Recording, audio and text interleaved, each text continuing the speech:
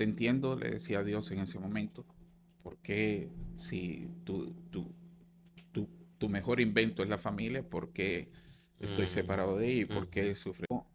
Fui ordenado sacerdote en 1994, en diciembre de 1994.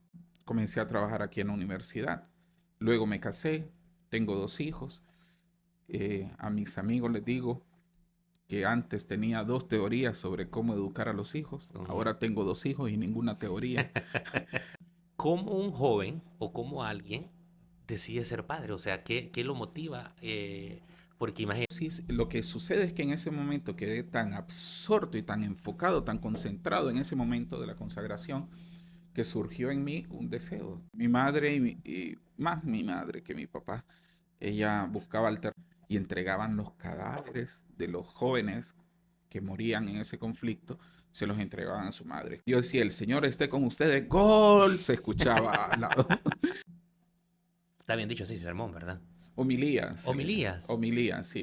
De los 4 evangelios, padre, ¿cuál es el que mejor, a su criterio, o el que más le gusta, cómo pinta a Jesús, cómo lo narra? La abogada Amalia Puerto me dio el teléfono de don Roger. Yo pensé que le estaba llamando al hijo porque me dice, es el hijo del dueño. Yo introduciría una clase en primaria que se llamaría educación, si es posible, educación para la vida familiar. Que los seres humanos nos realizamos a partir de 3 principios: producir, disfrutar y compartir. ¿Puede compartir, padre, algunos ejercicios que nos ayuden a controlar mejor nuestras emociones?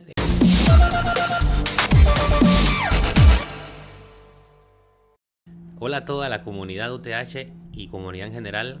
Hoy estamos grabando nuestro segundo video podcast desde UTH San Pedro Sula. Nuestro podcast, como ustedes saben, está en Spotify. Estamos subiendo este video también a nuestra red social en Facebook como UTH Edu y en YouTube también como UTH Edu. Nuestro video podcast tiene como título Voces de Excelencia, porque la idea es traer personalidades dentro y fuera de UTH que tienen mucho que aportar, que ustedes admiran y que ustedes ven todos los días. En esta ocasión me siento muy feliz de traer un personaje de la institución al que particularmente admiro mucho y de quien siempre pues hay algo que aprender en muchos temas, y ya ustedes van a conocer lo interesante que es platicar con él. Actualmente es el director, es el vicerrector académico de la universidad a nivel nacional y dirige toda la estructura académica con los catedráticos, los directores de carrera de manera eficiente. Les presento a quien yo considero, además de un compañero de trabajo, a un amigo, a nuestro querido, como lo llamamos nosotros, el padre Mora. ¿Cómo está, padre? Muy Buenas. bien, Yamil, gracias por todos esos elogios.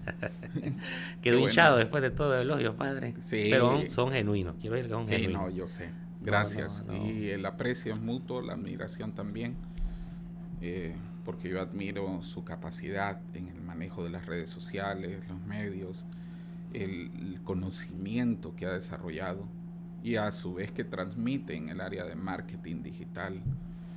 Eh, Me siento contento de estar aquí con ustedes, con Orlin, con usted aquí en Con nuestro este productor podcast. Orly Maldonado, que está detrás de cámaras. Sí. Yo le quiero comentar algo ahorita que menciona el crecimiento. Yo no sé, usted no lo ha de recordar, pero yo ingresé a la universidad ya por el 2000. Bueno, no vamos a hablar de mí, pero lo tengo que decir. Yo ingresé a la universidad por el 2013 y el proceso de contratación eran por 3 personas, pasaban por 3 personas en ese momento. Primero era la licenciada Lorna Reyes, el primer filtro. El segundo filtro era la licenciada Silvia Borjas. Y el tercer filtro, en ese caso, era usted. Y yo recuerdo que pasé por los 3 filtros. Y nunca olvido la interacción que tuvimos. Y yo creo que pareciera que no tomó una mala decisión, ¿verdad? Al darme la oportunidad. No, definitivamente no. Y siempre digo que el éxito de las organizaciones comienza con el proceso de entrevista, de selección y de contratación del personal. De acuerdo, ahí comienza todo. Bueno, padre, estamos aquí para platicar un momento bonito, pasar un tiempo ameno y platicar un poco acerca de usted, porque la gente lo conoce, pero muchas veces hay detrás de lo que nosotros somos, de nuestra vestimenta, de nuestro día a día, hay historias bien interesantes. Lo primero que tengo que preguntarle es, ¿por qué le decimos padre? O sea, no sé si incluso yo lo tengo claro al 100%. ¿Por qué la gente le dice padre? Muy bien, yo fui ordenado sacerdote en 1994, en diciembre de 1994. Ejercí el ministerio sacerdotal durante 12 años y después de 12 años me replanteé la vida. Y en ese momento intuía que me estaba perdiendo de algo muy importante. El ejercicio ministerial es muy importante, pero sentía que me hacía falta, sentía como un vacío. No más que curiosidad, como un vacío realmente de ver a personas que llevaban con sus hijos y que en los hijos encontraban realización. Entonces intuía que me estaba perdiendo de una realidad muy hermosa como es la familia. Así que a finales del 2006, después de 12 años de ejercer el ministerio, pedí un año sabático. Ajá.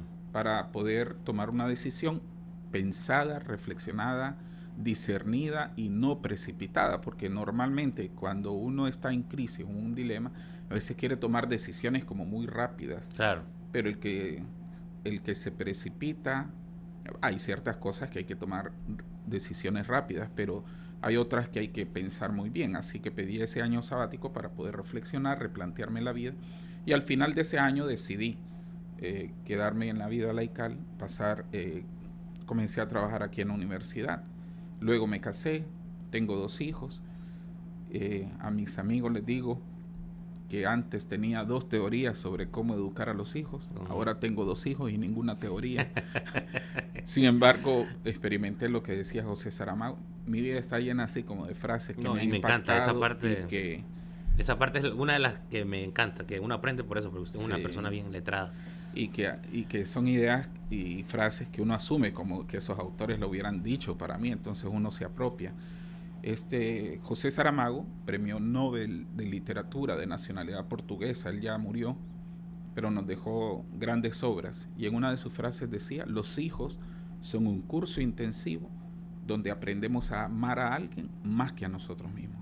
Es decir, la forma en que se ama un hijo, no hay amor que se compare. Son diferentes, pero sí, los hijos son capaces de sacar lo mejor de una persona. Yo tengo una frase de un tuitero, no es escritor, sino de un tuitero que se llama Watusi, y dice que hay niveles, sí, Watusi HN se llama el tuitero. Dice, ser papá es el único título la única profesión, donde te dan primero el título y luego las clases. Así es. Porque uno, ¿verdad?, primero le dicen papá y después está aprendiendo. Pero padre, antes de llegar a eso, yo quiero hacerle una pregunta. ¿Cómo un joven o cómo alguien decide ser padre? O sea, ¿qué lo motiva? Porque imagínense, yo no entiendo que el ser padre es precisamente uno de los requisitos del celibato, ¿verdad? No tener mujer, o sea. ¿Es algún llamado? ¿Es la juventud, la niñez tuvo que ver, sus padres? O sea, ¿cómo alguien decide ser padre? Bien, eso es, uno siente en algún momento el llamado de Dios, ni por correo, ni por llamada, ni por WhatsApp, no es así, sino de forma mediatizada o mediada a través del ejemplo. Uh-huh. Yo estudié en un colegio religioso, yo soy de Granada, Nicaragua, estudié en el colegio salesiano. Desde pequeño participé en competencias religiosas. Ya a los 7 años de edad, por ejemplo, a veces más memorizando que reflexionando, uh-huh, me aprendí los 73 libros que hay en la Biblia. Todos. 46 del Antiguo Testamento, 27 del Nuevo. Sí. Wow. Pero no es que me los aprendí, sino el nombre, el título, el nombre del libro y el orden que iba, porque como comencé a participar en competencias. Génesis, yo me sé los del Pentateuco, los del Pentateuco, Génesis, Éxodo, Levítico, Número, Deuteronomio, Josué, Jueces, Ruth, Samuel 1, Reyes 1 y 2 también. Se lo Y aprendió como así el va. abecedario. Exactamente, pero de forma memorizada. Sin embargo, yo creo que ese medio de competencias que hacían ahí en el colegio resultó para que yo me interesara mucho por el aspecto religioso. Y a los 7 años de edad que hice mi primera comunión, sucedió algo en ese momento, cuando estábamos en la celebración de la misa, como si hubiese sido un efecto especial de tipo Hollywood, como Ajá. que la gente desapareció para mí en ese momento. De No 7 quedaba, años. de 7 años de edad Ok. hice la primera comunión, y no quedaba más que su servidor, el sacerdote que estaba celebrando la misa en ese momento, y el altar. No es, no puedo exagerar, pero sí lo que sucede es que en ese momento quedé tan absorto y tan enfocado, tan concentrado en ese momento de la consagración, que surgió en mí un deseo. El deseo de... Yo le decía al Señor en ese momento, yo quiero servirte, Señor, pero quiero servirte no de este lado, como la feligresía, Claro. no en las bancas, sino allí donde está Él. De repente, y fue a la imagen del sacerdote en ese momento celebrando, y a partir de ese momento, que era la celebración de un sacramento, volvimos a la casa y los sacramentos se celebran de manera muy festiva. Había música, comida, piñata, regalos, y yo seguía con ese pensamiento, aún en medio de la celebración que había. Era como si no hubiese más pensamiento que ese en ese momento. Quiero servir, quiero servir. Pensé que después de unos días se me iba a pasar, pero era constante ese deseo. Y así que lo manifesté a mis padres y comencé a hacer retiros vocacionales aún a temprana edad. Y estamos hablando de un niño de 7 años. Sí. O sea, adelante, como súper maduro para tener todo este tipo de pensamientos. Yo creo que muchos pasan por ese, a veces se les cruzan ese pensamiento. Hay Sí, quienes quieren ser bomberos, sí, de astronautas, acuerdo. médicos, y tal vez no lo realizan. Hay algo en el momento, como me llegó a suceder también, porque el conflicto de Nicaragua, yo vine luego a los 13 años de edad acá, y al separarme de mi familia, esa idea se me quitó. Pero se me quitó a partir del primer pleito que tuve con Dios, porque al separarme de mi familia, para mí había un sufrimiento, Claro. Empezaron los eh, y cuestionamientos. empecé a cuestionar más que a Dios la idea que tenía de Dios, porque a veces uno se imagina a Dios así como con la lógica humana, Claro. y en ese momento yo dije, bueno, no entiendo, no te entiendo, le decía a Dios en ese momento, ¿por qué si tu, tu mejor invento es la familia, por qué estoy separado de ella y por Ujú. qué sufren los niños? Muchos muertos en Nicaragua con el conflicto armado y todo esto, pero al final volví a retomar, siempre Dios se les arregla, y realmente, aunque no sigo ejerciendo el ministerio sacerdotal, la formación recibida para mí ha marcado mi vida de una forma muy significativa, la formación y el ejercicio ministerial.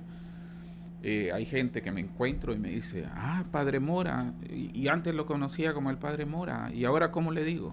Yo le digo, dígame, porque me decía, antes le decía padre, no sé cómo decirle ahora. Yo le digo, dígame repadre, porque ahora tengo 2 hijos.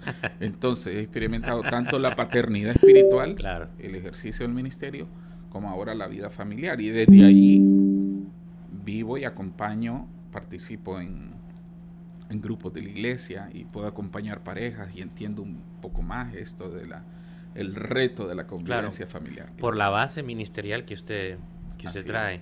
Ahora, cuando sale de Nicaragua por el conflicto de la guerrilla, supongo, se viene ¿por qué elige Honduras?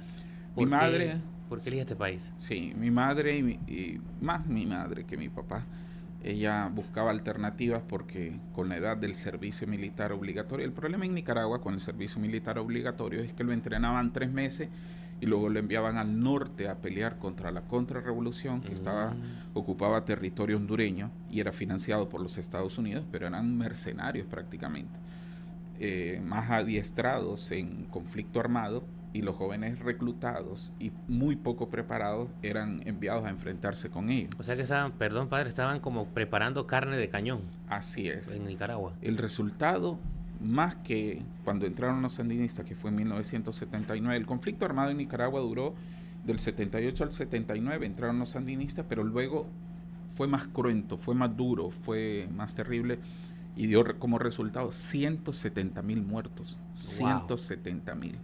únicamente superado por el conflicto armado del Salvador, que creo que fueron 185.000, 10.000 más. Pero eso es una cifra que mucha gente la desconoce. Yo no la sabía, o sea, es impresionante. 170.000. Entonces, aún siendo un niño de 11 años, llegaban a las plazas los camiones luego el fin de semana y entregaban los cadáveres de los jóvenes que morían en ese conflicto, se los entregaban a su madre como héroes. Y no hay consuelo realmente para la madre, por mucho que se les diga que son héroes. Entonces, por esa situación y porque luego fueron prohibiendo la salida de jóvenes de 18, luego bajaron la edad y prohibían la salida de Nicaragua de jóvenes de 17. Por eso, esos gobiernos así de carácter totalitario, claro, que atentan contra las libertades, realmente no... Ahí todavía está, pues, Daniel Ortega, ¿verdad? El innombrable. Nicaragua, sí, el innombrable. Y lo que tanto combatió y repudió, eso es lo que está practicando, claro, ahora, una dictadura, realmente.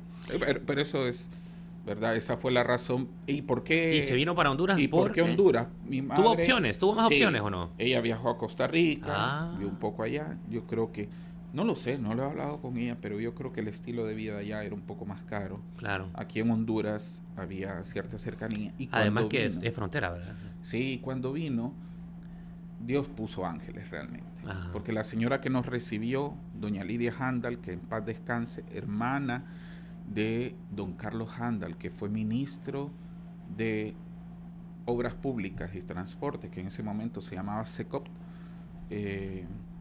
en el gobierno de Roberto Suazo Córdoba. Ella le prometió a mi madre, porque tenía en su casa, alquilaba habitaciones para estudiantes universitarios, pero nosotros éramos menores, y dijo, no se preocupe, le dijo a mi mamá, doña Tere, no se preocupe, yo los voy a criar como si fueran mis hijos. Y es cierto que hay una relación de contrato en que había que pagar mensualmente, pero ella, en lugar de colocarnos viviendo en los apartamentos que tenía alrededor de su casa, nos colocó dentro de su casa. Y ella dijo, se los voy a cuidar como si fueran mis hijos. Mi hermano mayor de 14 y yo que tenía 13 en ese momento. O sea, los tomó como una madrina. Así es. Y yo el cariño que le tuve a ella fue extraordinario como gratitud. ¿Esto fue en qué parte del país, padre? En Tegucigalpa. Tegucigalpa, o sea que usted desde Nicaragua para Tegucigalpa. Así es. Fue la primera ciudad donde vivió. Y viví ahí hasta los 36, a ver cuántos años, hasta el 2006 viví ahí. Hasta el 22 2006. años, sí. Ok, ¿cuándo comienza a su labor como padre? ¿En qué año? Fui ordenado en el 94, después de una formación de 3 años de filosofía, 4 de teología. Y comencé en Teupacenti, ahí al finalizar mis estudios en El Paraíso, una zona cafetalera, gente, realmente las mejores lecciones de mi vida las he obtenido en este trabajo pastoral en la zona rural. Ajá. La gente tiene una filosofía de vida, una sabiduría extraordinaria tiene. Sí. Entonces ahí comencé. Luego comencé a dar clases, ya tengo prácticamente 30 años dando clases en educación superior, porque comencé dando clases en el seminario mayor, de donde egresé, y luego fui asignado a una parroquia futbolera, porque era la San Martín de Porres, que está contigo al Estadio Nacional. Entonces yo decía, el Señor esté con ustedes, ¡gol! Se escuchaba al lado. Y luego rezando el Padre Nuestro, ¡otro gol! Y la gente estaba con un ojo al gato y otro al garabato, porque si jugaba su equipo favorito, la gente estaba en el dilema, si iba a misa, si iba al estadio. Entonces estaban algunos... ¿Usted competía contra el partido entonces? Sí, estábamos en misa y veía que algunos le hacían cuando caía un gol, ¡yes! Decían. Entonces, porque quedan prácticamente al lado. Es una iglesia... Es una parroquia muy bonita, la San Martín de Porres, pero está al lado ahí del estadio, de los bomberos. Yo escuchaba en ese momento cuando decían, si había una emergencia, decían en los bomberos, todavía sí se escucha, porque estábamos pegados prácticamente ahí a los bomberos. Y decían los bomberos, a todas las unidades, y solo 2 carros de bomberos tenían. pero con una buena autoestima decían, a todas las unidades, decían. Ahora, padre, dentro de los sermones que usted daba, está bien dicho así, sermón, ¿verdad? Homilías. Homilías. Homilías, sí, porque Sermón el sermón tomó una connotación peyorativa de la antigüedad, como de regañar a la gente. Pero ok. la homilía la homilética es bueno. estudiar el texto bíblico, hablar un poco de él, situarlo en el contexto y actualizarlo. Así como cuando Jesús tomó el rollo y dijo, el Espíritu de Dios está sobre mí, que se paró en la sinagoga y me ha enviado para devolver la vista a los ciegos, sanar a los enfermos y liberar a los cautivos. Y cierra el rollo del profeta y dice, hoy se cumple esta palabra. Entonces la homilía es escuchar la palabra de Dios, pero luego aterrizarla en la vida de las personas. Interesante, como tropicalizar por decirlo así. Sí. Mientras que el sermón tiene una connotación un poco moralista. Decir, ¿no? Como estar regañando, mira, a los que hay que regañar son a los que no van, pero hay quienes cometen el error de regañar a los que van. Ajá, claro. Ayer casualmente estaba leyendo antes de hacerle la pregunta, estaba escuchando un audiolibro, que me gusta escuchar audiolibros, de cómo tratar con las personas, y decía que una de las reglas es no criticar.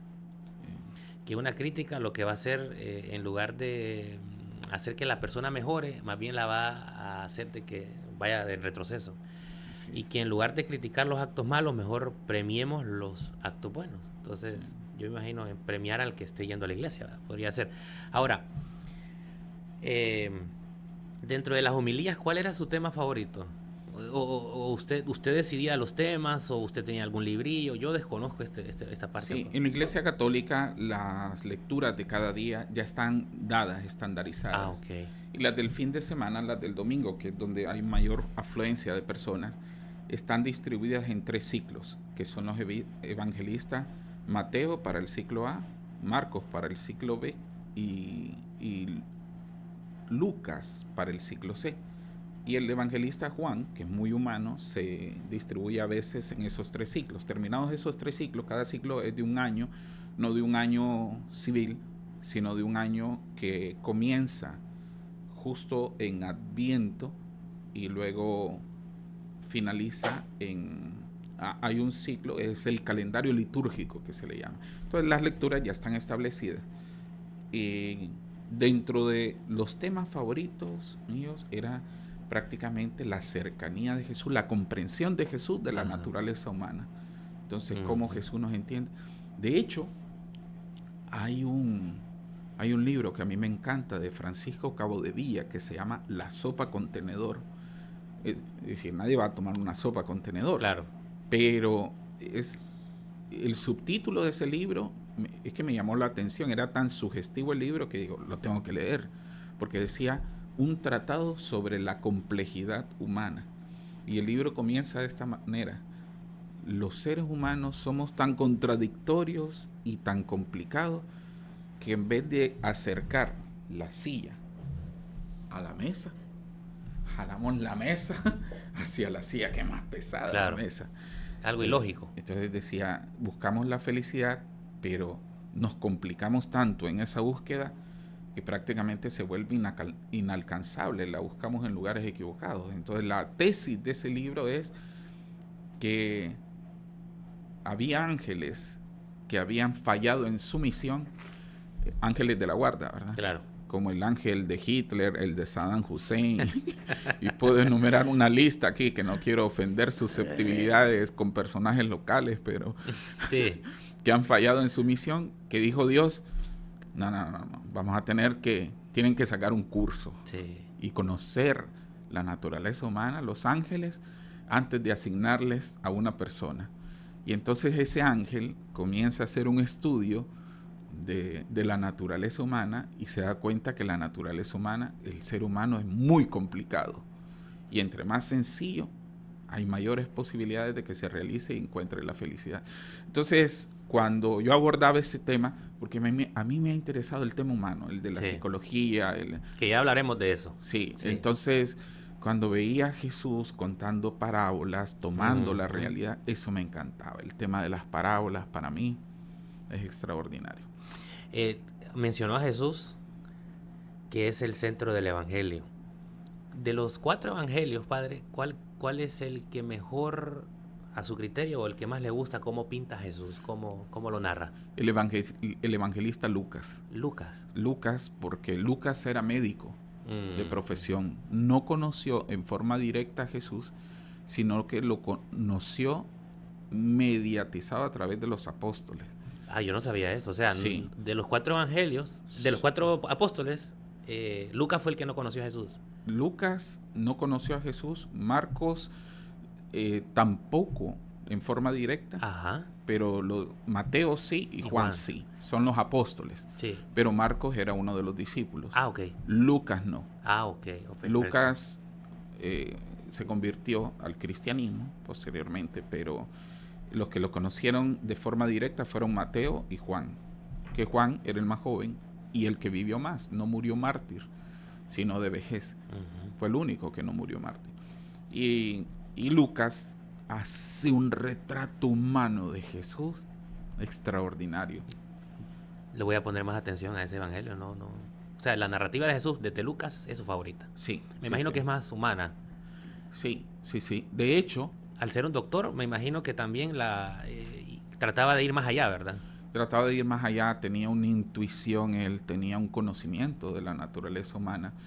De hecho, hay imágenes, si usted va a iglesias antiguas, desde la antigüedad, se, se colocó una imagen para cada evangelista. Entonces, a veces usted va a ver un león, por ejemplo, Ujú.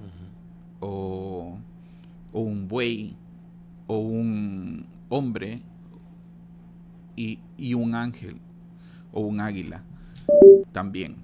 Son imágenes que se utilizan para señalar, por ejemplo, en, en la visión de Mateo, por ejemplo, Mateo el Ajá. buey, porque él es el que retrata con muchos detalles el momento del nacimiento de Jesús, entonces la Mateo. Navidad, sí, Ujú. por eso, por el pesebre.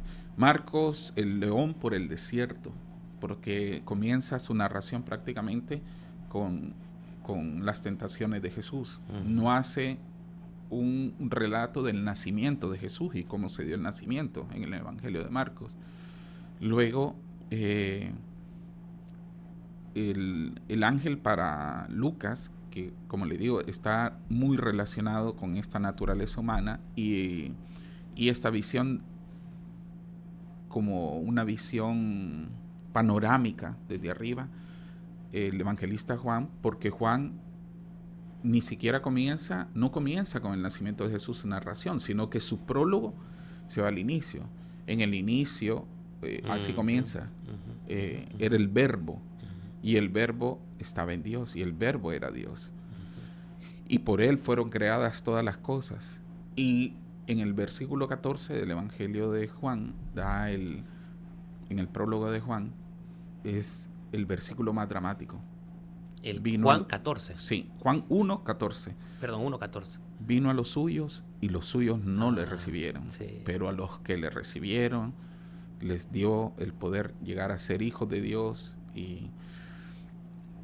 Y esa retrospección que hace no, no toma como punto de partida el nacimiento de Jesús, sino antes, desde Claro. la creación del mundo, en el propósito y en el plan de Dios. Pero bien, ya, ya No, está interesante, profundizamos. padre. Pero Pero una pregunta, usted que es un amante de la conducta humana, que hablaremos de esto, eh, como humano, ¿cuál cree usted que era el mejor eh, valor de Jesús? ¿Cuál era el mejor, como humano, como ser humano, cuál era eso que lo hacía diferente? su compasión, Compasión. su amor por el ser humano realmente. Sí, lo que lo conmovía a Jesús realmente era la necesidad humana, el dolor humano era un imán poderoso que atraía la misericordia de Jesús. Y así le decían el amigo de pecadores, le dijeron Ujú. borracho y comelón, eh, por, y Lo era un jugaban, apodo. lo jugaban. Sí, y era un apodo que creo que él amaba mucho, que le llamaran el amigo de los pecadores, ¿verdad? Se me vienen a la mente dos personajes que seguramente usted conoce mucho, ahorita que menciona la empatía. Que anda buscando una palabra y es virtud. Sí, Como mano de Jesús me dice que es la compasión. Se me vienen a la mente dos personajes. Primero, la mujer del flujo, que entre medio de gente le tocó el borde del manto y él se detuvo, paró a todos y dijo: un momento, ¿qué está pasando acá? Y la otra es María Magdalena, que la libró de que la apedrearan, ¿verdad? O sea, ahí usted puede ver, seguramente habrán más ejemplos, pero dos de los actos de bondad, de amor hacia, sí. indistintamente quienes fueran. Y de hecho sus enseñanzas están Claro. orientadas, tuve hambre, me diste de comer. Ujú. Ese es el examen final, no hay recuperación para ese examen final, pero es tan bueno que nos mandó las Sí. respuestas por adelantado, las preguntas y la respuesta. Tuve hambre, me diste de comer. Eso está en el Evangelio de Mateo, capítulo 25, el examen final. Tuve sed, me diste de beber, fui forastero, me hospedaste, estuve enfermo, me fuiste a ver, o encarcelado y me ayudaste. Es decir, no será cuántas veces fuiste al culto o a la misa o cuántas veces comulgaste, sino concretamente qué hiciste. Me pudiste reconocer a mí en esta gente. De hecho, muchas de sus frases y sus enseñanzas dice: el que le dé un vaso de agua a uno de estos pequeños por ser discípulo mío, no quedará sin recompensa. Hasta el pequeño gesto de un vaso de agua, dice Jesús, no quedará sin recompensa. Entonces ese aspecto de Jesús, como usted dice, la empatía. Lo que pasa es que no existía palabra en Esa ese palabra, momento. claro, claro. Es más, la empatía es una palabra que no existía antes del siglo XIX. Fue una palabra que un especialista de la psicología desarrolló a finales del siglo XIX para hablar de esta cualidad de los seres humanos, en que se esfuerzan en entender a la otra persona antes de juzgarla, entenderla, apoyarla, comprenderla. Y Daniel Goleman, que vamos a hablar sobre inteligencia Sí, sí, emocional, me sí, imagino, claro. para no tener una idea vaga de la empatía, de decir, es ponerse en los zapatos del otro o en el lugar del otro. Él dice, la empatía tiene tres aspectos. La empatía cognitiva, hacer el esfuerzo de pensar como piensa el otro, no de aceptar sus ideas sin filtro, sino de por qué hace esto, por qué actúa, porque hay personas que Ujú. cargan. Es lo que yo digo. ¿Sabe qué? Antes, disculpe que lo corte, Sí, yo le comento a estos hipotes una frase que a mí me gusta, que tiene que ver con lo que usted dice. Que esta frase no es mía, sino que esta frase es de una psiquiatra que se llama Marian Rojas Estapé, es española. Ella quiere humanizar la psiquiatría, es experta en el cortisol. uh-huh. Eh, Ella dice: comprender es aliviar. Cuando usted comprende por qué las personas actúan como actúan y hacen lo que hacen, usted se alivia, porque usted ya entiende que no es personal, ya entiende que no es nada en contra de usted comprende a esa persona, que es lo que Jesús practicaba hace muchísimos años, pues, sin Así saber, sin es. que existieran psiquiatras, la palabra empatía y todo esto. Así es, eso hacía Jesús, la empatía cognitiva, es decir, el esfuerzo por entender, la empatía emocional, sintonizar con los sentimientos de otra persona. Yo antes de estar, bueno, antes de asumir el cargo en la parte académica, yo era director de asuntos estudiantiles. Ujú. Cuando yo no tenía hijos, venían estudiantes y decían, tuve un problema con mi hijo, se me enfermó, lo llevé al hospital y todo esto. Y decía, bueno, le vamos a ayudar, pero yo veía sobre todo el procedimiento y buscar cómo ayudarle. Pero cuando ya tuve mis hijos, decían, me desvelé porque estaba con fiebre. Estuve en el hospital con él acompañándolo. Yo me sentía tan identificado con esa persona, viviendo ahora la realidad y cómo se aman los hijos. Entonces eso es la empatía emocional, sintonizar con lo que la persona está viviendo o vivió. Y eso conduce a la preocupación empática. ¿Qué puedo hacer por ti? ¿En qué te puedo ayudar? ¿Cómo podemos nosotros apoyarte en este Ujú, momento? ujú. Entonces, esos son los tres aspectos de la empatía que señala Daniel Goleman. La empatía cognitiva o el esfuerzo de comprender, la empatía emocional, el esfuerzo de sintonizar, sentir los mismos tener los mismos sentimientos y la preocupación empática. Podríamos hablar horas y horas de Jesús porque nos deja tantas enseñanzas, Padre. Por ejemplo, a mí, ya para ir cerrando este tema de la parte religiosa, para pasar a otro, tengo una última pregunta. Solo le quiero compartir que una de las cualidades que me gusta de Jesús es la rebeldía, entre comillas. Porque a pesar de ser hijo de Dios, yo recuerdo que, y tal vez usted me ayuda, hay una parte en la Biblia donde habla de que lo estaban juzgando porque él estaba haciendo algo en el sábado, que era un día de reposo. Y él dijo, bueno, ¿y ustedes? O sea, ¿por qué sábado? Yo lo estoy parafraseando, ¿verdad? Yo sé que no fue así.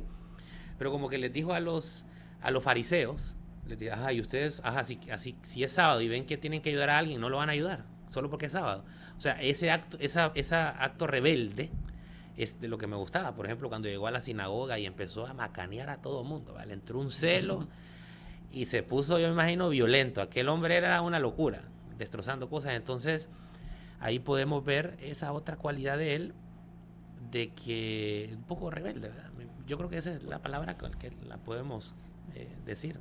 Claro, es decir, nado contracorriente. Ajá. ¿Por qué? Porque los seres humanos a veces nos volvemos amigos, pero excesivos de las reglas Sí. y nos olvidamos entonces de las personas. Y Jesús nos enseñó que las normas son andamios, pero lo más importante es el edificio que sirve para construir. Es decir, Interesante. las normas son como andamios para construir la personalidad, o en este caso, en el caso nuestro, que nuestra tarea es ayudarle a los jóvenes en su formación profesional. Tenemos normas y reglamentos, es necesario porque si no esto fuese un desorden. Claro. Pero no es que vamos a quebrantar esas normas, sino que vamos a fijarnos en la persona en cada situación particular. Entonces tenemos que humanizar nosotros el proceso educativo y nos interesa el aprendizaje del estudiante. Pero yo siempre he pensado que para ser malo, y esto a veces con compañeros docentes, yo se lo digo, porque los compañeros docentes dicen, pero es que el reglamento establece esto, pero es que, y hacen mucho énfasis en el reglamento, cuando con un poquito de flexibilidad y sin faltar mucho, se puede apoyar a una persona en una circunstancia particular. Hay que ver cada caso. Y les he dicho a compañeros, para ser malos, no necesariamente tienes que violar las reglas o las normas. Basta que las cumplas al pie de la letra, sin corazón. Interesante. Porque si nosotros aplicamos reglas y normas así, esto no quiere decir que seamos indisciplinados. Tenemos que fomentar la disciplina. Pero hay circunstancias en las cuales podemos ser un poco flexibles y ver en qué podemos colaborar, porque si no hacemos de la vida un cementerio. Es decir, está reglamentado todo esto. Entonces, no ser tan rígidos. No ser tan rígidos, porque las normas y las reglas no son un fin en sí mismos, son un medio para poder funcionar. Y bien que yo trato de ir a todos lados y aprender un poco. Y siempre pongo el ejemplo con mis amigos, y ahora lo comparto con ustedes, de la rigidez. La vez pasada le fui a comprar a mi hijo una regla. Y hay dos tipos de reglas. Mire qué curioso que se llama regla. La regla rígida y la regla flexible. ¿Cuál cree usted que es la primera que rompen los niños? La rígida, sí. Claro, si viene mi hijo, agarra la regla, la dobla, la rompe. Pero la flexible no, la va a andar ahí siempre. Entonces yo creo que así deben de ser las reglas, flexibles. Es lo que usted mencionaba, no ser tan rígidos, se necesitan reglas, pero deben de manejarse de una manera personalizada. Sí. Me encantó esa parte donde usted dice, cada caso es un caso distinto. Cada caso es un caso diferente. Yo, por ejemplo, cuando recibo solicitudes, yo veo un poco, dialogo con la persona. De hecho, ayer había uno y veo que una persona no hizo la recuperación y están cerrados los cuadros. En otras ocasiones hemos buscado con el profesor, pero en este caso particular, casi todos los periodos, la misma situación. Entonces es necesario ayudarle a esa persona. Si le facilitamos las cosas, lo seguirá repitiendo. Claro. Entonces dialogamos con la persona y le decimos, hay un comportamiento aquí que es necesario romper. Y el próximo periodo comenzar, porque de hecho, una de las cosas que me gusta realmente de mi trabajo es tener acceso a información, a métricas y todo eso. Y vi que en la plataforma la persona había estado en promedio una quinta parte de lo que sus compañeros habían estado. Que si sus compañeros estuvieron en plataforma, por ejemplo, 30 horas de plataforma, esta persona tenía solamente una quinta parte de esa cantidad de horas. Entonces, al final, todos los periodos lo mismo, y entonces era necesario hablar con la persona, hacerle conciencia, porque si seguimos nosotros facilitando de esta forma, no vamos a romper ese ciclo. Entonces es necesario, me ha tocado hablar con estudiantes y decirle, esto es un comportamiento que no te va a llevar a ningún lugar. No vas a poder graduarte, es decir, tu vida, a nosotros no nos interesa que estés pagando y pagando las clases y no aprobándolas. Nos interesa realmente que puedas aprender, que puedas aprobar, pero que avances, no es que estés patinando o retrocediendo. Entonces cada caso me gusta verlo y con datos. Excelente. Dejando a un lado ya la parte religiosa que podríamos, como le mencionaba, hablar horas y horas de esta parte, ahora pasemos a la parte académica. ¿Cómo llega José Jesús Mora, que es el nombre que es, por cierto, doctor, tiene un grado de doctorado, obviamente maestría y licenciatura? ¿Cómo llega el doctor Mora a la academia? ¿Ese cambio fue brusco? ¿Fue un cambio así como demasiado grande de la religión a la academia? No, porque aún en el ejercicio ministerial yo había sido profesor en la Universidad Católica. Ah, ok, sí, lo había mencionado. En la Universidad de la Policía también. Había dado clases, sobre todo de ética, en la Universidad Nacional de la Policía, que antes era Escuela Nacional de la Policía. En la Academia Nacional de la Policía, que se llamaba ANAPO antes, ahora es Universidad de la Policía. En la Universidad Católica, única, en el Seminario Mayor también. Entonces, en la vida académica siempre me ha gustado dar clases, compartir con los estudiantes, aprender también. Y cuando dejé el ministerio, me vine aquí a San Pedro Sula, estaba esperando, había dialogado con una persona y estaba esperando oferta para trabajar en el área de Maquila, en el departamento de responsabilidad social de esa área, pero como se tardaban un poco en tomar la decisión, la subgerente del canal, la abogada Amalia Puerto, me dio el teléfono de don Roger. Yo pensé que le estaba llamando al hijo, porque me dice, es el hijo del dueño de la universidad. Entonces, aló, don Roger, le digo, ya aún así, sí. Y ya le dije, fíjese que estoy interesado, yo ejercí el ministerio, estoy interesado ahora, creo que voy a pasar a la vía laical y quiero ver la posibilidad. Sí, venga, sí platicamos. Cuando llego, me entrevista a don Roger y platicamos. Entonces, me pareció excelente la entrevista. ¿Ya lo conocía él antes de esto? No. Ah, o sea, era un desconocido hasta ese momento. Sí, pero para don Roger, los medios de comunicación sí son una vitrina pública. Ajá. Pero don Mario Rosales, que trabaja en ese momento, le dio referencia mía porque él sí conocía mi trabajo en los medios, parece. Y bueno, don Roger luego me llama unos días después y me dice, ya se decidió, y yo pues todavía estoy haciendo un balance estoy esperando una oferta. Y me dice don Roger, pero como muy enojado, me dice, ahí lo van a explotar, me dice, en la maquila, dice, mejor véngase a trabajar con nosotros. Muy a su estilo. Muy a su estilo, me impresionó la forma en que me habló, así, bien fuerte, bien. Y yo dije, ¿será que va a ser muy pesado? Y no me decidía todavía. Así que me invitó para ser orador en una graduación del CPN. Me gustó la ceremonia y definitivamente aquí, el 15 de enero, ese día por la noche, don Roger vino, de hecho estuvimos platicando después, porque ese día enfermó un poco, pero después vino de los actos de graduación, fuimos al cóctel y eso fue un sábado. Ya el 15, un sábado 13 de enero del 2007, ya el 15 de enero comencé a trabajar en el área de asuntos estudiantiles. Ahí estuve 5 años, luego estuve un año en mercadeo, que es cuando le entrevisté, y luego en la academia. Cuando don Roger estuve en mercadeo, pero lo mío en mercadeo, aunque estudié la maestría en mercadeo, lo que me apasiona del marketing es el neuromarketing. Claro. Pero este marketing de guerrilla, el marketing... De andar entregando japolantes. En estrategias de mercadeo y todo eso, claro. Yo no tenía mucha experiencia. Sin embargo, don Roger me nombró ahí, estuve un año. Y don Roger después me mandó a llamar y me dice, padre Mora, ¿cómo se siente? Les pregunta me pareció un poco rara. Bien, le digo yo, un poco extrañado. Y me dice, ¿le Ya gusta? me llegó la hora, dijo usted. Sí, yo estaba hasta un poco nervioso. Y me dice él, ¿ha pensado usted, le gustaría algún puesto en particular aquí de la universidad, alguna posición dentro de la universidad? Y yo le dije, la suya me gustaría, le dije yo. Y entonces él se echó a reír y me dice, fíjese qué ha pensado usted para la academia. Una forma de decir, no estás dando bola en marketing.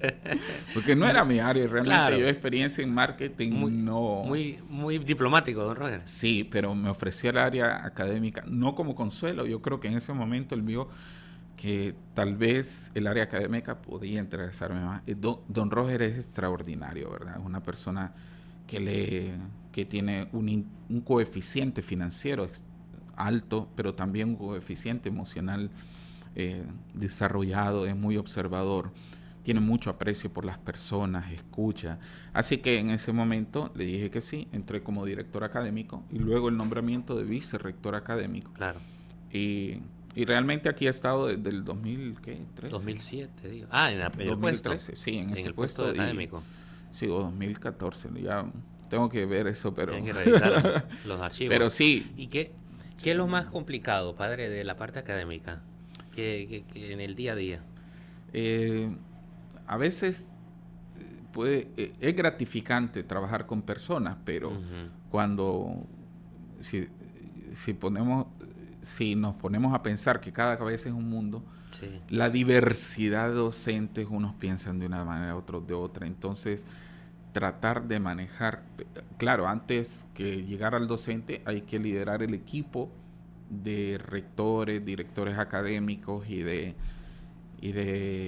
profesores que hay. Entonces es un área muy grande que conecta con todas las áreas. Entonces, ¿qué es lo más difícil para mí? Manejar ciertas situaciones humanas, sobre todo cuando hay fallas. Eso es el mayor desafío, el manejo humano de situaciones. Porque, y a mí me ha servido mucho el tema de inteligencia emocional, a veces los seres humanos manejamos emocionalmente los conflictos, los problemas y las situaciones, a veces de una manera acertada y otras no tan bien.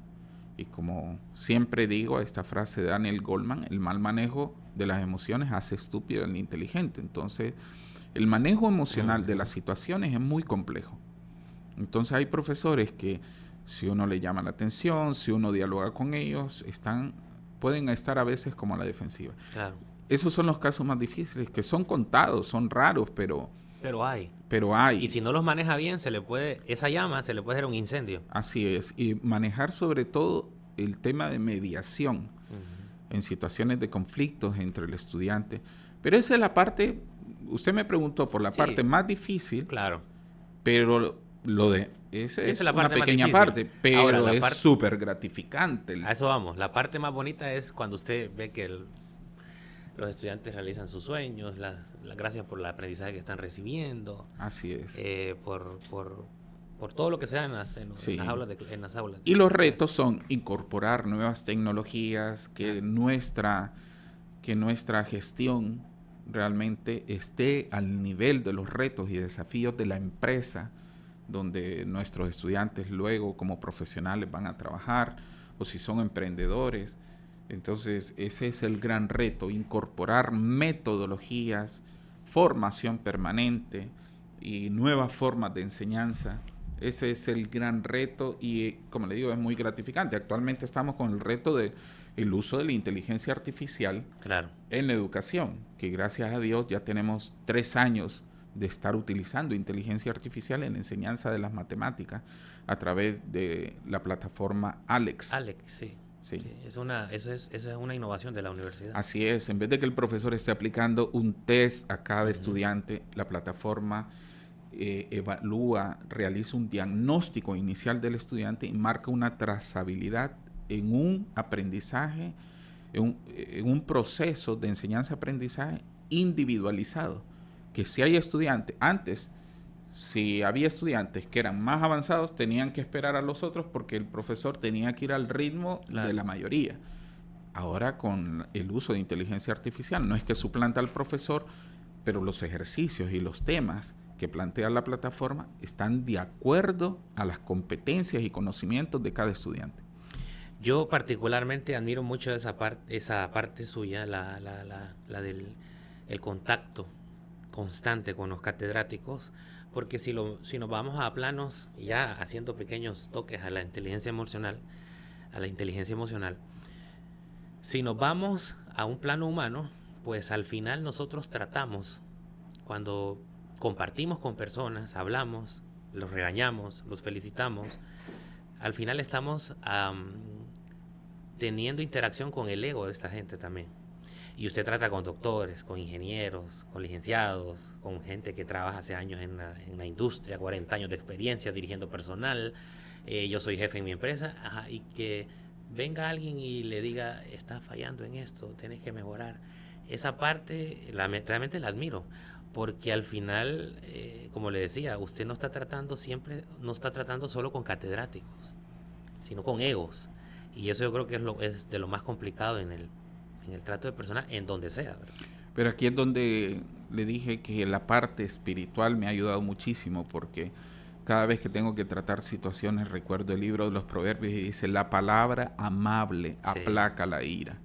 Entonces, lejos de comenzar una recriminación o señalamientos en un tono agresivo, más bien trato de abordar de manera asertiva, respetuosa con las personas. Entonces, muy raro me ha tocado hacer llamados de atención muy fuertes, Ujú. digamos, porque cuando la persona no se siente señalada, y volvemos al tema de Jesús, que Claro. entendía a las personas, no les recriminaba, sino que al utilizar un tono sereno y que la persona no lo siente como una acusación, una afrenta o un señalamiento, sino estamos dialogando. Para mí la técnica XYZ, sacar el problema de la persona y decir, tenemos esta dificultad en este momento. Lo que está provocando, las consecuencias o cómo nos está afectando o afectando a otras personas, es esta la situación. ¿Y de qué forma podemos resolverlo? Plantearlo de esa manera hace que las personas entonces estén más abiertas a escuchar y luego se involucren. ¿De qué forma podemos resolverlo? Porque yo sugiero esto. Ujú, ujú. Y ya las personas van aportando y al hacerles partícipe las personas se comprometen más. Eso creo que es algo importante dentro de la formación de cada persona. Y para cerrar el tema académico, padre, tengo una pregunta. En términos generales, ¿le parece que el sistema educativo del país necesita un cambio? Desde su concepción, desde kinder, vamos, escuelas, colegios, ¿ocupa un cambio? Definitivamente ocupa un cambio. Y un cambio, yo creo, la modernización de la educación. Lo que pasa es que la educación, las políticas públicas educativas han sido condicionadas por la politización. Ese es uno de los grandes problemas. Ujú. Viene cada gobierno, trata de cambiar esas políticas, entonces no hay una secuencia. Chile, que dio grandes pasos en el modelo educativo y el modelo económico, lo hizo gracias a un pacto social. No importa qué gobernante estuviera ahí, se iban a respetar esas políticas y se le iba a dar continuidad, pero fue hecho a través de un diálogo de nación. Aquí se han hecho diálogos de nación que luego se engavetan. Ahí tenemos planes de nación, pero buenísimos, pero están engavetados. Porque Ujú. cada gobierno que llega trata de cambiar las reglas, trata de cambiar las cosas a lo que mejor le parece. Ujú. Entonces estamos como un reseteo cada 4 años. Cierto. Estamos haciendo un reseteo. Y así no se construye. Imagínense que tratamos de construir una casa y que vamos edificándola y que el que llega diga, no, no me gusta esta losa, estos ladrillos o estas paredes, la botamos y Ujú. volvemos de nuevo y no terminamos jamás de construirla. Nunca nos establecemos. Nunca. Entonces, en el sistema educativo, lamentablemente ha estado sujeto a esto. No ha sido una prioridad. Nuestros gobernantes a veces señalan de manera verbal que es una prioridad y que la educación nos va a sacar del subdesarrollo, pero es un discurso político. Entonces, no ha habido un esfuerzo y cuando hay un esfuerzo, luego el siguiente gobierno lo echa en gaveta las cosas. Entonces, yo creo que eh, nuestro modelo de conocimiento, el que tratamos de implementar aquí en la universidad, es un modelo constructivista. Las personas no son un recipiente que llenar, sino realmente una conciencia que agitar. Y que las personas no son sujetos pasivos en el proceso de aprendizaje, sino que construyen el conocimiento. Como decía el mismo Platón, y Sócrates sobre todo decía a través de la mayéutica, las ideas ya están en las personas, es decir, hay que irlas desarrollando, hay que irlas aflorando, sacando. El proceso educativo al inicio, mira, a mí me encanta el modelo Montessori, que es aprender haciendo y que da mucho énfasis a la formación de la persona, que así es el modelo también de los países escandinavos, Finlandia, Noruega, que son modelos educativos. Entonces yo creo que mucho tenemos que aprender de estos modelos muy avanzados y no un modelo memorístico. Claro. Los niños, cuando aprenden matemáticas al inicio, que lo hacen a través de objetos, adoran las matemáticas y luego las terminan odiando porque ya luego, a partir del tercero o cuarto grado, ahí comienza a enseñarse una matemática que no le enseñamos a aplicar para la vida. No entienden. Muchos todavía no entendemos algunas cosas Sí. aplicables en la vida. Por el método Y ahora de los enseñanza. niños lo que tienen avanzado es que realmente se desarrollan la personalidad. ¿Por qué? ¿Para qué? Es decir, la búsqueda de sentido, como decía Viktor Frankl, el ser humano en busca de sentido. ¿Por qué tengo que aprenderme esta fórmula? ¿Por qué tengo que hacerlo de esta manera? ¿Por qué?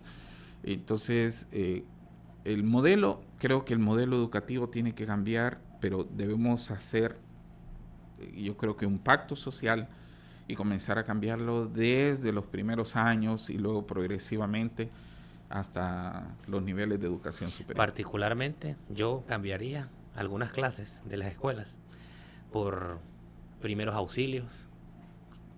Alguien no sabe cómo dar primeros auxilios. Lo cambiaría por finanzas, educación financiera. Cambiaría ciertas clases donde los obligan a aprenderse el himno nacional, las explicaciones, cosas que realmente, como usted mencionaba, pues tratando de llenar recipientes y hacerlos pensar. Sí, Eso es yo importante. introduciría una clase en primaria que se llamaría educación, y si es posible, educación para la vida familiar. Educación Excelente. en finanzas, inteligencia emocional, el Claro. manejo de las emociones. Se hizo un experimento con niños que luego enseñaron a sus padres de que cómo la respiración diafragmática ayudaba a que cuando estaban muy enojados se calmaban y los niños le terminaron diciendo a sus padres, ¿sabes, papá, lo que pasa en tu mente cuando estás muy enojado? Y agarraban un frasco con escarcha y agua y lo agitaban. Y el agua agitada se veía como turbia con la escarcha. Le decía, así está tu mente, le decía en esos momentos. Así está tu mente cuando está enojado. Pero espera un poco. Y entonces mientras sostenían la jarra con escarcha, la escarcha se iba reposando en el fondo y volvía a tomar claridad del agua. Y decía, ahora cuando te calmas, así está tu mente. ¿Cómo puedes calmar tu mente? Respirando. La técnica 4-7-7. 4 segundos para aspirar o inhalar, 7 segundos para retener la respiración y 7 para soltarla. 4-7-7. 4-7-7 es la técnica de respiración que ayuda a que el ritmo cardíaco que se ha elevado por lo que hay en nuestra mente en ese momento vuelva de nuevo y la gente pueda entonces ver con claridad después. Un ejercicio que repetido. Ahora, esa técnica a veces no funciona, pero hay otras técnicas para poder desarrollar esas competencias emocionales, esas habilidades emocionales. Ha mencionado mucho la inteligencia emocional, padre, y con esto vamos a cerrar el podcast. Ha estado súper interesante. Inteligencia emocional. Cuando nosotros mencionamos inteligencia, pensamos en, ese es inteligente, saca 100, saca 99, muy bueno para la matemática, es cerebro. ¿Qué es inteligencia emocional? Ok, es una nueva forma de ser inteligente en la cual utilizamos, en primer lugar, reconocemos nuestras emociones cuando se presentan, porque si queremos controlarlas, tenemos que identificarlas. Y en vez de decir, me hierve la sangre, me lleva el chanfle, me chupa la bruja, decimos, Estoy enojado. ¿Y por qué estoy enojado? Entonces es comenzar a reconocer las emociones, a analizarlas para poder controlarlas, aquellas que no son positivas y que a veces están más en nuestra mente que en la realidad. Cuando alguien dice algo, por ejemplo, cuando dice una persona, es que tenemos que llegar temprano, y uno piensa, esto me lo está diciendo por mí, es que vine tarde hoy, y me está señalando y me está juzgando, y por dentro comenzamos a ver a esa persona como si fuese enemiga nuestra, porque estamos interpretando que lo está diciendo por nosotros. Entonces personalizamos los mensajes, y esas son distorsiones del pensamiento que crean una actitud y una conducta. Lo importante de las emociones es que sepamos que tomamos decisiones a partir de ella y que influyen en nuestra conducta. Como decía Gandhi, cuida de tus pensamientos, porque tus pensamientos se van a transformar en tus palabras. Cuida de tus palabras, porque tus palabras se van a transformar en tus acciones. Cuida de tus acciones, porque tus acciones van a decidir en tu vida o van a definir tu futuro o tu destino, decía él. Y era lo mismo que decía Aristóteles, que si bien es importante que nos preguntemos qué vamos a hacer, lo más importante es que nos demos cuenta en qué nos estamos convirtiendo con cada cosa que hago. Porque usted, por ejemplo, si nosotros, es tan importante que pensemos en la disciplina, en la responsabilidad, en el deber, antes que en otra cosa, porque luego lo que nos va a ayudar en nuestra realización personal es justamente las decisiones que vamos tomando. Lo digo de esta manera. Cuento una anécdota. A mí me gustan mucho las anécdotas. Había un Tipo mecánico. parábolas como Jesús. Sí. Había un mecánico que tenía un gran letrero, como si fuera un mercadólogo. Decía, se hacen trabajos buenos, baratos y rápidos. Es muy difícil. Gráficamente es más fácil mostrar esto. Buenos, baratos y rápidos. Y la gente se enganchaba. ¿Quién no quiere un trabajo que sea bueno, que sea barato y que sea rápido? Pero cuando llegaban, ya se acercaban por ese letrero que veían, había una letra pequeñita que no se veía de lejos, sino solamente ahí. Solo puede escoger 2 de estas cualidades. ¿Cómo quisiera el trabajo usted? ¿Lo quiere bueno, barato y rápido? ¿Cuál de esas 2 cualidades, Orlin? Barato y rápido. Barato. Entonces no le va a salir bueno. ¿Y usted cómo quisiera el trabajo de su carro? Bueno, barato, rápido. 2 cualidades. Bueno y rápido. Entonces no les va a salir barato. Tienes razón, son excluyentes. Sí, son entonces, excluyentes. pero el mecánico decía, no puedo dar las 3. Sí. Entonces, y esto, yo lo cuento la anécdota porque los seres humanos nos realizamos a partir de 3 principios: producir, disfrutar y compartir. Producir, y ahí sí no podemos, como el mecánico, quitar algo. Porque si usted produce y disfruta, pero no comparte, ¿en qué se convierte? En un muñeco, no sé, en algo vacío. Exactamente, en vacío, porque se aísla, porque no comparte, claro. en una persona egoísta. Las personas egoístas no son felices. Pero si usted produce y comparte, pero no disfruta, ¿en qué se convierte? En amargado. En una persona amargada, frustrada. Hay muchos padres, de hecho, a mí me ha pasado, todo lo que yo trato de enseñar lo he vivido, y yo soy el primer beneficiario de eso que estudio y que luego trato de explicar.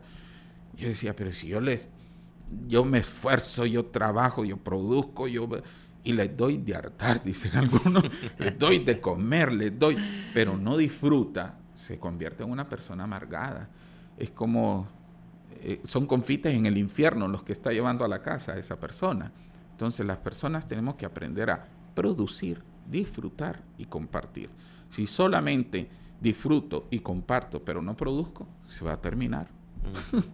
Entonces, los seres humanos tenemos que cumplir con esos 3 principios de vida: producir, disfrutar y compartir. La inteligencia emocional nos enseña mucho a cumplir con los 3. La inteligencia emocional antes se le conocía como estoicismo, ¿verdad? Que es de estoico, ser una persona.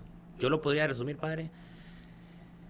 El inteligente emocional, y me corrige, es el que el que sabe manejar la felicidad, pero no la convierte en una algarabía. Sí. El que está triste, pero no lo convierte en una depresión. Es saber, según su explicación, es el manejo adecuado de las emociones. Sí, pero más que el estoicismo, hay una de las habilidades de competencias emocionales relacionadas con el estoicismo y es el autocontrol, el autodominio. Ajá. Pero de ahí las otras no, porque no había empatía en los estoicos. Claro, había cierto dominio y cierta frialdad para abordar los temas, no había empatía. Entonces la inteligencia emocional... Es más 360, abarca más exactamente, áreas. es más holística, es más amplia. La inteligencia emocional, si bien hay unas emociones primarias, que de hecho se van aumentando más, hay 5 o 6 emociones primarias, pero es el uso de las emociones de manera positiva, como la automotivación, por ejemplo, para entender cuál es mi zanahoria, qué es lo que me motiva a trabajar, mi familia, mis hijos, mi realización personal, el deseo de crecer económicamente, materialmente, de realizarme como profesional, el autoconocimiento. A veces decimos nosotros que nos conocemos, pero la verdad es que el autoconcepto, percepción que tenemos no es del todo objetivo. Porque decimos, ay, yo soy bien tranquilo. Con un pujido nos desacreditan los demás. Porque tranquilo viene de tranca. Cara y tranca. Sí, hay personas que es necesario que puedan hacer una evaluación 360. ¿Cómo me miran los jefes? ¿Y cómo me miran las personas que están a mi cargo?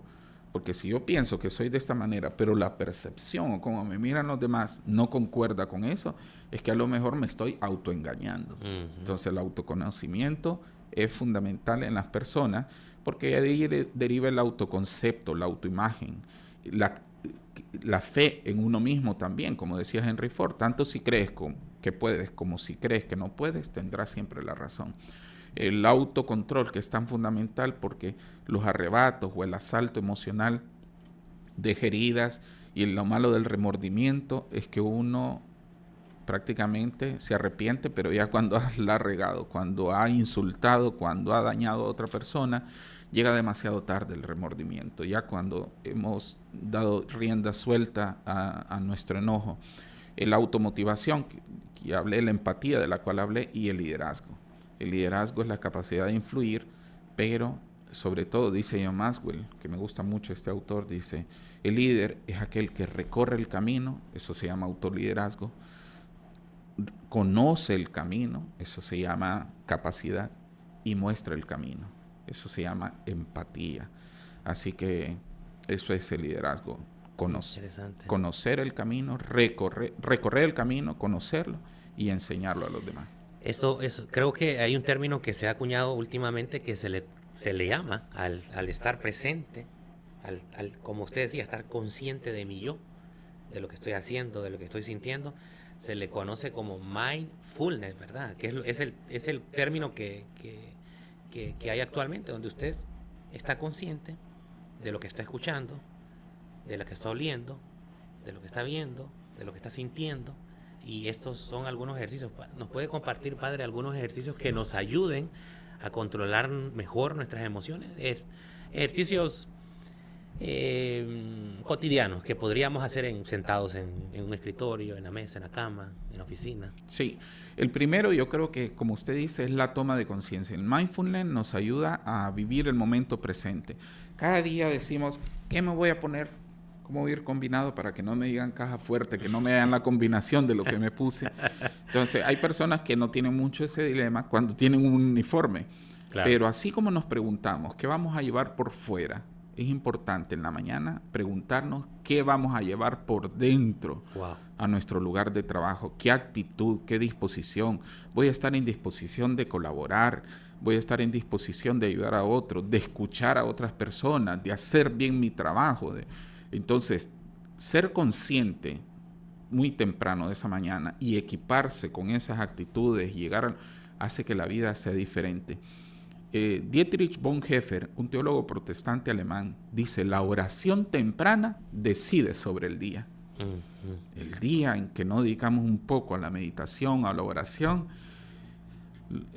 es el día en que realmente lo que nos hace perder la cordura no son los problemas que venimos arrastrando a diario, es que hemos perdido la llave y no las encontramos. Es decir, hasta una pequeña cosa puede ser un detonante Claro. de toda esa gran carga emocional, pero la oración temprana decide sobre el día, porque es el momento en donde ordenamos un poco nuestra conciencia y así no venimos a trabajar en piloto automático, Claro. de forma rutinaria, sino enfocados realmente, atentos, y eso nos hace más productivos. Así que ese es un ejercicio, tomar conciencia desde la mañana y que debemos de levantarnos como recién nacidos. La vida es un milagro. Hay personas que no se han levantado hoy, hay personas que no están vivas. Cada día es una oportunidad de dar una versión mejor de nosotros mismos. Así que ese es un ejercicio. El otro ejercicio es estar pendientes, desarrollar nuestro radar emocional, estar pendiente de nuestras emociones, qué es lo que sentimos, por qué lo sentimos, cómo podemos controlarlo, cómo podemos orientarlo, cómo podemos automotivarnos. ¿Por qué? Desarrollar el ego observador nos hace observarnos a nosotros mismos en algunos momentos para ver si estamos haciendo bien las cosas. Y hay otros muchos ejercicios, la lectura también. Claro. La lectura. La misma respiración que usted mencionaba. Sí, las técnicas 4, de 7, 7. respiración. La alimentación, el ejercicio. Claro. Hemos retomado nosotros Sí. una vida de ejercicio. Eso libera en nosotros endorfinas, oxitocina, ser afectivos con los demás, expresarle muy bien, estar pendiente de no ser tan reactivos, sino dominar lo que nos provoca molestia o malestar. Porque a veces podemos ganar una discusión, pero rompemos una relación. Claro. Interesante. De todo eso debemos de estar conscientes. Claro. Entonces, la felicidad es una decisión. Así es. Yo creo que la felicidad es el resultado de las decisiones que vamos tomando. También es una elección. Hay personas, Viktor Frankl creó la logoterapia. Y la logoterapia señala que las circunstancias nos pueden despojar de cualquier cosa. Hay circunstancias que nos roban la paz, la tranquilidad. Dice él, las circunstancias te pueden despojar de todo, menos de la capacidad de elegir cómo vas a responder a ellas. Eso siempre va a ser tuyo.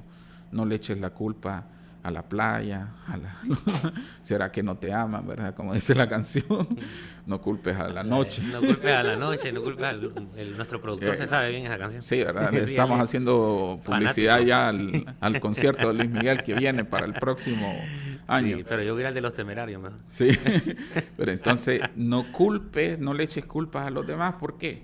Porque entre el estímulo y la reacción hay un pequeño margen que se llama poder de decisión. Nadie nos obliga a actuar de determinada forma. Eso nos corresponde a nosotros. Eso es propio. No hay que ser como Pepito, que le dijo el papá, estas notas, cuando le dio las notas, merecen una buena macaneada. Y él dijo, estoy de acuerdo, yo sé dónde vive la profe, dijo. Como que la profe tenía la culpa. No, son resultado de nuestras decisiones.